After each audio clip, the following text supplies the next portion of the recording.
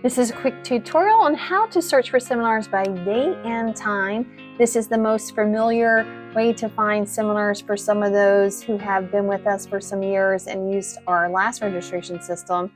The same way to do this as other seminar searches, but you're going to come to continuingeducation.udayton.edu and click on lifelong learning and search seminars. Now there is another video that goes over all these different ways to search for seminars. This one is specifically just to browse by day and time. So once here, you can click that browse by day and time, and you'll see all the time slots that we have seminars available listed.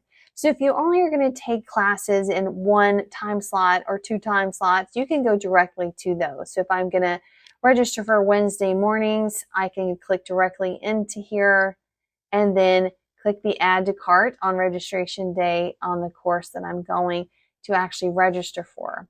Otherwise, if you want to go through day by day and time slot by time slot, you click on that Monday morning and peruse these and pick whichever seminar you're wanting to have on that Monday at 9:30 and then click next time slot.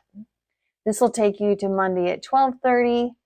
Hitting that again will take you to Monday at 3, so forth and so on until you get to Friday at 12:30, which is our last seminar time slot. So that's how you would click through day by day and time slot by time slot. There is one other way to search for seminars. It's in this electric blue bar. You can click the search button. There is a schedule search. So if you know, again, that you only are going to take classes Wednesday morning, you can click those and click search, and it'll show you those.